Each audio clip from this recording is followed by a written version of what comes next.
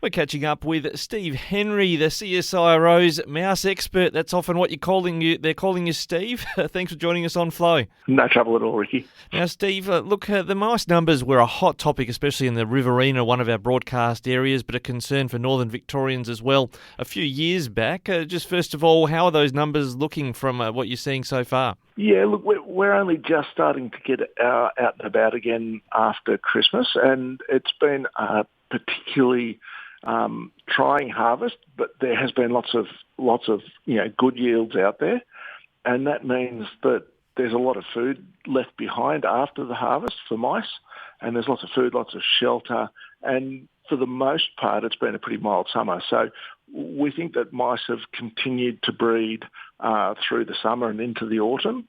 And while we've had people on the ground in South Australia and they haven't been very successful at trapping significant numbers of mice, there are lots of signs of activity. We think of it, our lack of success has been associated with all of the other food that's around, so we can't get animals into our traps. Any of the animals that we've caught are breeding. And so we're quite concerned that farmers start to monitor their stubbles now to look for signs of mouse activity. Yeah, we were saddened to hear there was a significant rate of crop abandonment in southern New South Wales as well due to the weather conditions. I guess that would be a potential contributing factor on food supply for the mice. Oh, yeah, absolutely. So that's a significant worry for us because that provides a huge amount of shelter and a huge amount of food for mice, and that will be sustaining their breeding. They're the kind of places that farmers should be focusing their attention. Barley crops that lost heads, and particularly if they abandon crops due to hail damage and those sorts of things, well, that's just a fantastic environment for mice. Now, I've been doing a bit of my own personal research for my own reasons on all sorts of mammal species. I hadn't realised just the diversity of how many mice there are in terms of different species around the world. How many of the species we deal with, or the ones that get into plague numbers, are introduced species as opposed to those that were naturally in our environment before there was a lot of food supply around? Absolutely. So really the only mouse that farmers are dealing with in these broad acre situations is the introduced house mouse. And people talk about field mice and barn mice and all of those sorts of things. Really the only ones are the introduced house mouse. And they're the same mouse that you get in your kitchen in the city, and in industrial environments and out in the paddocks. And they're the ones that have got such an alarming rate of reproduction that leads them to go to these really high numbers.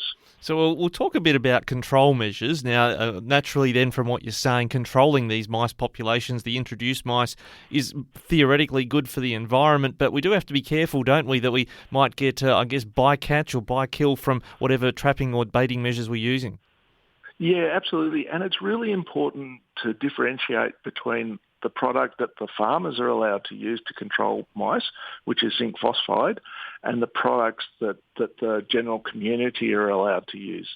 So farmers using zinc phosphide, they spread it at a kilogram per hectare, and there's little or no impact on other animals in the environment, because what happens is the zinc phosphide gets used up principally in the act of killing the animal, and what doesn't get used up dissipates out into the environment really quite quickly in a harmless form after the animal dies. So the chances of secondary poisoning, animals that come along and eat poisoned mice, is really, really low. And the way farmers use it, being spread at a kilogram per hectare, means it's only about 3 grains of bait per square metre. The chances of birds finding those grains are actually quite low because they're a dark colour in the environment, and birds use sight to find those grains rather than smell. There's a big difference with the products that we use around our homes and in industrial situations. They're the anticoagulants, and the way they work is that they stay in the fatty tissues until the animal gets enough to essentially mess up the way vitamin K works, and they basically stop the blood from clotting, and the animal basically bleeds out. But they don't get used up. They stay in the animal, and when the animal dies, if another animal comes along and scavenges that animal, then they in turn become poisoned by the poison that the animal's eaten.